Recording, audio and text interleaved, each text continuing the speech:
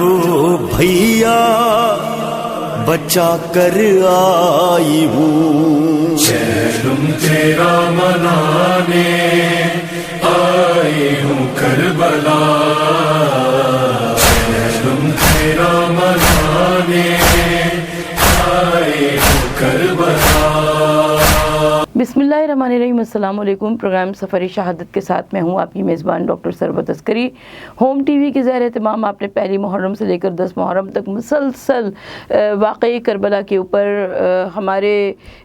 جو خیالات ہیں ان کو آپ نے سنا، اور یقیناً واقعی کربلا کی آگہی ہم سب کے لیے بہت ضروری ہے کہ کربلا میں کون کون سے ایسے واقعات پیش آئے تھے کہ جن کی بنا پر 1400 سال گزرنے کے بعد بھی یہ واقعی کربلا زندہ و جاوید ہے۔ آج ہوم ٹی وی کے زیر اہتمام میں آپ کے ساتھ موجود ہوں۔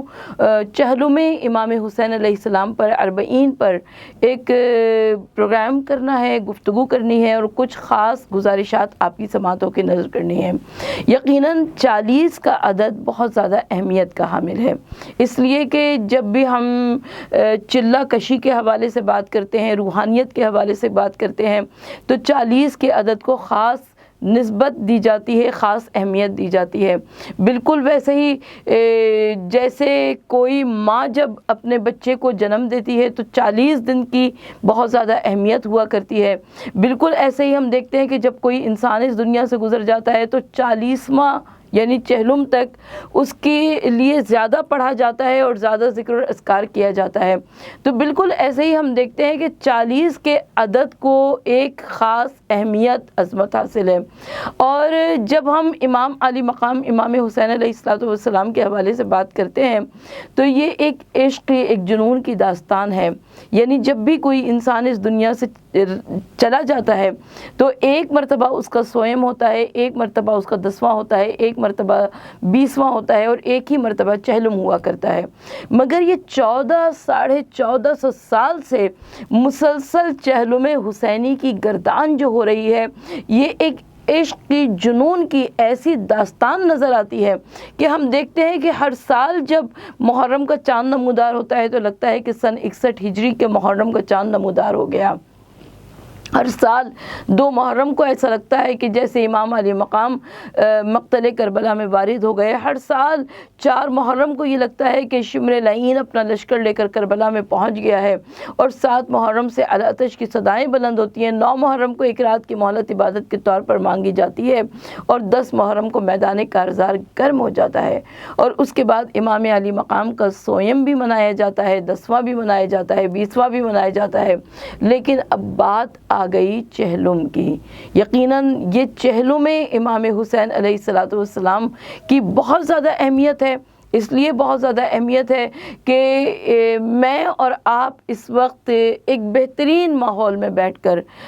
چہلم امام علی مقام امام حسین علیہ السلام پہ بات کر رہے ہیں۔ لیکن کوئی زینب کبریٰ سلام اللہ علیہا سے پوچھے، کوئی جناب ام کلثوم سے پوچھے، کوئی رسول کی نواسیوں سے پوچھے، اس گھرانے کی بیٹیوں سے پوچھے کہ انہوں نے امام علی مقام امام حسین کا چہلم کیسے کیا۔ یقیناً انہوں نے کوفہ اور شام کے بازاروں میں کیا، نامحرموں کے مجمع عام میں کیا، سر پہ چادر نہیں تھی، ہاتھ رسن سے بندھے ہوئے تھے، اور ناقوں کی ننگی پشت پر اہل بیت اطہار آل رسول سوار تھے۔ اور نہ صرف یہ کہ ان کو بازاروں میں لے جایا گیا بلکہ درباروں میں لے جایا گیا، اور یہاں تک کہ زندان میں قید کر دیا گیا۔ اور یہ جو زندان کی قید ہے یہ تمام کا تمام واقعے کربلا کی تبلیغ کے کام بعد میں اس سے سر انجام پائے۔ اس وقت تو یہی محسوس ہو رہا تھا کہ جیسے باطل قوتوں نے، طاغوتی قوتوں نے بہت زیادہ ظلم و ستم کیے، مظالم کیے، اور اہل بیت رسول کو اسیر کیا، انہیں کوفہ و شام کے بازاروں میں لے گئے اور دربار میں پہنچایا۔ مجھے یاد آتا ہے کہ جب امام علی مقام امام حسین علیہ السلام 28ویں رجب کو مدینے کو خیر بات کہہ رہے تھے تو بہت سے مدینے کے سرکردہ لوگ، نمایاں شخصیات آئیں اور انہوں نے آ کر امام علی مقام سے کہا کہ گرمی کا سفر ہے، دھوپ کی شدت ہے، آفتاب کی حدت ہے، اگر آپ عورتوں اور بچوں کو نہ لے کر جائیں تو بہترین ہوگا۔ لیکن امام علی مقام بہت اچھی طرح سے جانتے تھے کہ وہ زمانہ ٹیکنالوجی کا زمانہ نہیں تھا، وہ ہاتھوں میں اسمارٹ موبائل فون موجود نہیں تھے۔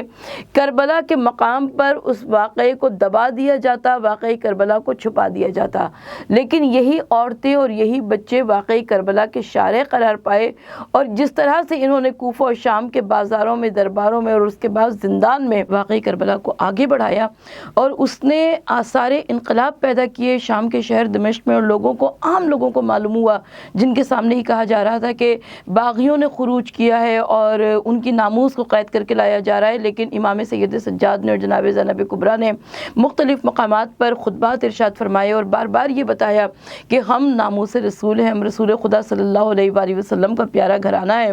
تو عام افراد کو معلوم ہوا کہ یہ آقا صلی اللہ علیہ وآلہ وسلم کا پیارا گھرانہ ہے، اور اس طریقے سے لوگوں نے جا جا کر دربار میں کہنا شروع کیا اور کہا کہ کب تک اہل بیت رسول کو قید خانے میں، زندان میں مقید کیا جائے گا۔ تو یہ انقلاب دستک دے رہا تھا، یہ آثار انقلاب تھے، اور اسی کی بنا پر امام سید سجاد کو رہائی ملی۔ لیکن اس سے پہلے ایک اور بہت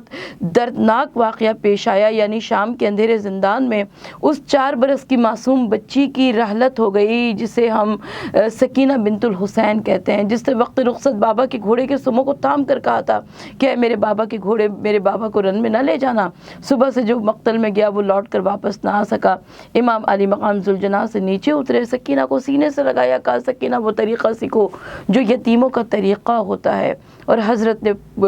بچی نے پوچھا کہ بابا یتیم کسے کہتے ہیں؟ حضرت نے کہا رو کہ یہ صدمہ عظیم ہے، مر جائے جس کا باپ وہ بچہ یتیم ہے۔ سکینہ امام علی مقام کی نماز شب کی دعاؤں کا ثمر تھیں۔ مولا امام حسین علیہ السلام بار بار فرمایا کرتے تھے کہ مجھے وہ گھر اچھا نہیں لگتا جس گھر میں رباب اور سکینہ نہ ہو۔ جناب سکینہ وہ تھیں کہ جن کے لیے امام علی مقام نے دعا کی تھی کہ پاک پروردگار مجھے ایک بیٹی عطا فرما دے، اور وہ بیٹی جسے میں کربلا میں تیری رضا کی خاطر اس بیٹی کو بھی خدا حافظ کہہ دوں۔ تو جناب سکینہ کا ایک ہمیں خاص مقام اور خاص مرتبہ نظر آتا ہے تاریخ کربلا میں، اور کوفہ اور شام کے بازاروں میں جناب سکینہ کا ایک خاص کردار نظر آتا ہے۔ اور جبکہ دربار میں یزید نے سامنے تشت میں رکھے ہوئے سر حسین کو دکھا کر پوچھا کہ سکینہ کیا رطب تازہ کھاؤ گی، اور یہ کہہ کر تخت پہ سے خواپوش ہٹا دیا، اور سکینہ نے دیکھا بابا کا کٹا ہوا سر ہے۔ تو ایک مرتبہ اس ننھی بچی نے مدینے کی جانب رخ کیا اور کہا کہ نانا محمد مصطفیٰ صلی اللہ علیہ وآلہ وسلم، کیا آپ کی شریعت کا یہی دستور ہے کہ یتیم بچوں کو کھانے کا پوچھ کر انہیں باپ کا کٹا ہوا سر دکھایا جائے؟ تو وہ بچی جب شام کے اندھیرے زندان میں مقید ہوئی تو روایت یہ کہتی ہے کہ شام کے اندھیرے زندان میں جناب سکینہ بہت زیادہ مضطرب تھی، بہت زیادہ بے قرار تھی، مگر اس کے باوجود یہ رسول اللہ صلی اللہ علیہ وآلہ وسلم کا پیارا گھرانہ تھا، حجت خدا کا گھرانہ تھا، امام وقت کا گھرانہ تھا، لہٰذا یہ اپنے فرائض منصبی سے کہیں پر بھی غافل نہیں ہوئے۔ جناب سکینہ کا یہ دستور تھا کہ آپ زندان کے دروازے پر جا کر کھڑی ہو جایا کرتی تھی، اور جو چھوٹے چھوٹے بچے اپنے والدین کی انگلیاں تھام کر گزر رہے ہوتے تھے ان بچوں سے کہتی تھی کہ آؤ بچوں میں تمہیں کربلا کی کہانی سناؤں، میرا بابا حسین مجھ سے بہت پیار کیا کرتا تھا، میرے چچا عباس جو کہ بازو کٹا کے فرات پر سو گئے، میرے بھیا علی اکبر جو مجھے آغوش میں اٹھا لیا کرتے تھے۔ اب یہ بچے جب اپنے گھروں کو واپس جاتے تھے یا ان کے والدین جب اپنے گھروں کو واپس جاتے تھے تو وہ وہاں پر ان واقعات کو دہرایا کرتے تھے۔ اس طریقے سے عوام الناس کو معلوم ہوا کہ کربلا کے مقام پر ایک دردناک واقعہ پیش آیا، اور اس میں باطل قوتوں، طاغوتی قوتوں، یزید کے خلاف رسول خدا صلی اللہ علیہ وآلہ وسلم کا پیارا گھرانہ سامنے آیا، اور انہوں نے اپنا سر بھی کٹا دیا، اپنا گھر بھی لٹا دیا، اور اپنی تمام تر قربانیوں کو پیش کیا۔ آثار انقلاب پیدا ہو رہے تھے، اور ان آثار انقلاب میں ہم دیکھتے ہیں کہ جناب سکینہ بنت الحسین کا ایک عظیم کردار نظر آتا ہے، امام سید سجاد کا ایک عظیم کردار نظر آتا ہے، جناب زینب کبریٰ عالیہ مقام کا ایک عظیم کردار نظر آتا ہے، اور یہاں تک کہ جناب سکینہ کی رحلت ہو گئی، اور ان کے لیے شام کے، کیونکہ یزید نے ممانعت کر دی تھی کہ اس اس جنازے کو زندان سے باہر نہیں نکلنا چاہیے، کیونکہ یزید ڈرتا تھا، خوف زدہ تھا کہ اگر یہ زندان سے باہر نکلا جنازہ تو لوگوں کو معلوم ہوگا کہ اس قدر ظلم و ستم، کیونکہ اللہ کے رسول صلی اللہ علیہ وآلہ وسلم نے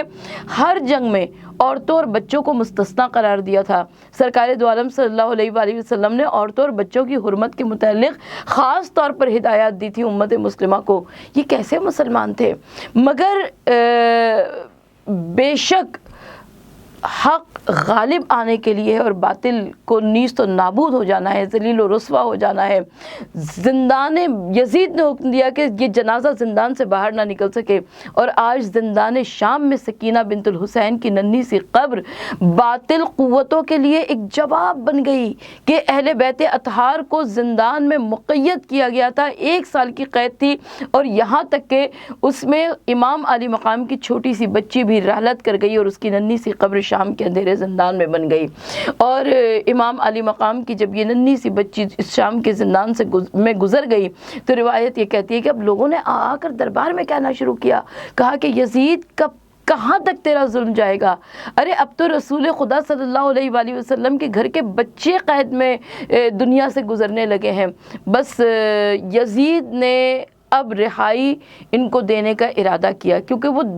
انقلاب کے آثار دیکھ رہا تھا دمشق کے دروازے پر۔ ہمارے یہاں بہت سارے مفکرین اور بہت سارے مورخین یہ لکھ دیتے ہیں کہ یزید کے دل میں رحم پیدا ہوا۔ نہیں، یہ رحم نہیں تھا، یہ ساری سیاسی حکمت عملیاں تھیں، سیاسی مجبوریاں تھیں، جس کی بنا پر امام سید سجاد کو دربار میں بلایا گیا، اور امام سید سجاد کو بلا کر یزید نے تعظیم اور تکریم کا ثبوت دیا اور کہا کہ آپ میرے ساتھ اس تخت پر بیٹھیں۔ امام سید سجاد نے جواب دیا کہ جس تخت کے پائے میرے بابا کے خون میں ڈوبے ہوئے ہوں میں اس تخت پہ کیسے بیٹھ سکتا ہوں؟ اور اس کے بعد یزید نے رہائی کا اعلان کیا اور کہا کہ آپ کی مرضی ہے، آپ جہاں چاہیں جائیں اور میں خوبہ دینے پہ تیار ہوں۔ میں دست ادب جوڑ کر یہ سوال کرتی ہوں اپنے معزز ناظرین سے، مجھے یہ بتائیے کہ خوبہ کون دیا کرتا ہے؟ قاتل دیا کرتا ہے مقتول کے وارثین اور لواحقین کو۔ تو یزید نے خوبہ دینے کا اعلان کر کے در حقیقت اپنے قاتل ہونے پر مہر ثبت کرا لی، اور اس کے بعد امام سید سجاد نے فرمایا کہ میں اپنی پھوپھی زینب کبریٰ عالیہ مقام سے پوچھوں تو جواب دوں۔ آپ وقت کے امام تھے، آپ خود بھی جواب دے سکتے تھے، لیکن آپ نے اپنی پھوپھی کی عظمت کو بتانے کے لیے دربار میں جناب زینب کبریٰ عالیہ مقام سے یہ پوچھنے کے لیے آپ دربار سے زندان میں تشریف لائے، اور یہ وہی دربار میں امام سید سجاد کی روانگی تھی کہ جس میں امام سید سجاد کے گلے کے طوق کو حداد نے کاٹا، پیروں کی زنجیروں کو، ہاتھوں کی زنجیروں کو حداد نے کاٹا، اور اس کے بعد امام سید سجاد زندان میں واپس تشریف لائے، اور امام سید سجاد سے جناب زینب کبریٰ جو کہ منتظر تھی، وہ سمجھ رہی تھی کہ شاید اب کوئی نیا تازہ ظلم ہوگا، لیکن معلوم یہ ہوا کہ آپ کے بھتیجا، بیمار بھتیجا جو کہ بغیر زنجیروں کے واپس آ رہا ہے۔ اور اس کے بعد امام سید سجاد نے فرمایا، کہا کہ پھوپھی اماں یزید نے رہائی کا اعلان کر دیا ہے، آپ بتائیے کہ مدینہ لوٹ کر جائیں یا کہ دمشق میں قیام کریں گی؟ اور امام زینب کبریٰ عالیہ مقام نے وہ عظیم کام سر انجام دیا کہ آپ نے فرمایا کہ بیٹا یزید سے کہہ دو کہ دمشق میں ایک مکان خالی کرا دے، میں اپنے بھائیوں کو، اپنے شہیدوں کو دل کھول کے روئی نہیں ہوں۔ یعنی قاتل کے گھر میں مقتول کی فرش عزا بچھ گئی، قاتل کے گھر میں مقتول کا تذکرہ ہوا، اور جناب زینب کبریٰ عالیہ مقام وہاں پہ پرسہ دار بن کر بیٹھیں، اور دمشق کی عورتیں آئیں اور ان کے سامنے جناب زینب کبریٰ نے کربلا کے واقعات کو سنانا شروع کیا کہ کس طریقے سے میرے بھائی حسین کو ذبح کیا گیا پس گردن سے، اور کون سے وہ واقعات تھے کہ جن کی بنا پر امام علی مقام کو حق کی راہ میں کھڑا ہونا پڑا۔ اور اس طریقے سے جناب زینب کبریٰ نے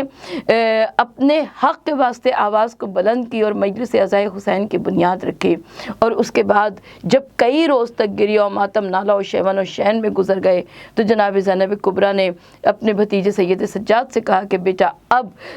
وطن کو واپس چلیں، مگر میرے بھائی حسین کے روضے کی جانب سے ہوتی ہوئی جاؤں گی۔ اور جس وقت امام سید سجاد جناب اپنا لٹا ہوا قافلہ لے کر جناب زینب کبریٰ عالیہ مقام کو لے کر کربلا حسین پہنچے تو روایت یہ کہتی ہے کہ یہ چہلم حسین کا دن हुसैन था। अरबईन पर पहुँचे हैं और जब दूर से उजड़े हुए मज़ारों को देखा तो एक मर्तबा गिरिया किया है इन बीबियों ने। एक एक बीबी ने अपने आप को नाकों से गिराया और घुटनियों के बल चलती हुई अपने शहीदों के उजड़े हुए मज़ारों पर पहुंची और जनाब ज़ैनब कुबरा ने आवाज़ दी कि मैं जानती थी शहर बसा होगा भाई का, होगा हुजूम कब्र पे सारी खुदाई का, चहलुम करूँगी धूम से मैं करबलाई का, पुरसा तलक यहाँ नहीं ज़हरा की जाई का, मुँह ढाँपने को आप ही पुरसा भी लेती हूँ और अपने दिल को आप ही पुरसा भी देती हूँ। इमाम सैयद सज्जाद और जनाब ज़ैनब कुबरा आलिया मकाम अपने कुनबे के साथ कई रोज़ तक करबलाए हुसैन में मुकीम रहे और वहाँ पर नालो शेवन मातम होता रहा, गिरिया जारी होती रही। और उसके बाद इमाम आली मकाम की कब्र पर जाकर इमाम सैयद सज्जाद ने फरमाया, कहा कि बाबा जान अब फूफी को हुक्म दीजिए कि फूफी मेरे साथ मदीना मुनव्वरा चले, क्योंकि कोई बीबी भी अपने शहीद के मज़ार को छोड़ने पर आमादा और तैयार नहीं थी। बस कब्र हुसैन से आवाज़ आई कि ए ज़ैनब अब मदीने की जानिब जाओ, वहाँ पर फ़ातिमा सुग़रा इंतज़ार कर रही होगी। मगर जब तुरबत हुसैन की गुरबत नज़र पड़ी, नाक़े पे कितनी बार चढ़ी और उतर पड़ी। ए करबलाए सैयद दिलगीर अलविदा, ए कब्र इब्न साहिब तत्हीर अलविदा, क्या बेनसीब है ये नवासी रसूल की, जिसकी मुजावरी भी न तुमने कबूल की। जनाब ज़ैनब कुबरा रोती हुई करबलाए मुअल्ला से चली, मगर आज जनाब ज़ैनब कुबरा की तासी में न जाने कहाँ कहाँ से ज़व्वार कशा चले आते हैं कि रोज़े इमाम हुसैन अलैहिस्सलाम पर अरबईन करेंगे, चहलुम में इमाम हुसैन अलैहिस्सलाम पर रोज़े पर पहुँचेंगे और वहाँ पर पहुँचकर इमाम आली मकाम का पुरसा जनाब ज़ैनब कुबरा आलिया मकाम को देंगे। यकीनन हम सब यही दुआ करते हैं कि परवरदिगार आलम कोई चहलुम ऐसा हो, कोई अरबईन ऐसा हो कि हम भी करबलाए मुअल्ला में हों, हम भी रोज़े इमाम आली मकाम में हों और हम भी इमाम हुसैन अलैहिस्सलाम के रोज़े पर चहलुम कर रहे हों। यकीनन आज पूरी दुनिया में चहलुम इमाम हुसैन का एहतमाम है और अरबईन पर एक नजफ़ से करबला की वॉक जो कि ज़बान ज़द आम है, एक शहर से दूसरे शहर जाना कोई आसान बात नहीं होती। हम अपने शहर से नहीं तसव्वुर कर सकते हैं कि दूसरे शहर में जाएं और कहाँ नजफ़ से करबला तक 1400 पोल्स का फासला तय करके जब ज़ायरीन कशा रोज़े इमाम हुसैन अलैहिस्सलाम में, रोज़े अब्बासी अलमदार में बैनुल हरमैन पहुँचते हैं तो उनके पैरों में छाले पड़े हुए होते हैं, उनके लिबास गर्दो गुबार सफ़र से अटे हुए होते हैं, उनके चेहरे गर्दो गुबार से अटे हुए होते हैं, मगर उनको ये क्या कमाल इत्मीनान होता है कि आज वो रोज़े इमाम आली मकाम पर चहलुम करने के लिए आए हैं और पैदल चल कर आए हैं। परवरदिगार आलम हम सब को रोज़े इमाम हुसैन अलैहिस्सलाम पर चहलुम करने की तौफ़ीक़ अता फ़रमाए और हमको उस अजर और सवाब में शामिल करे जो अरबईन हुसैन पर करबलाए हुसैन में मौजूद हुआ करते हैं। आज पूरी दुनिया में चहलुम हुसैन का अरबईन का एहतमाम और इंतज़ाम है। यकीनन पूरी दुनिया में मुख्तलिफ़ मकामात पर चहलुम मनाया जा रहा है। सब उन करबला वालों को याद कर रहे हैं, करबला वालों के नाम पर प्यासों को पानी पिलाया जा रहा है,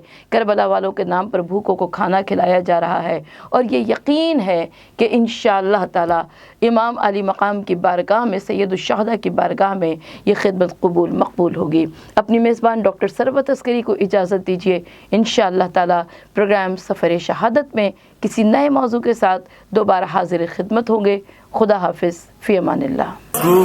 भैया बचा कर आई हूँ, चहलुम तेरा मनाने आई हूँ करबला।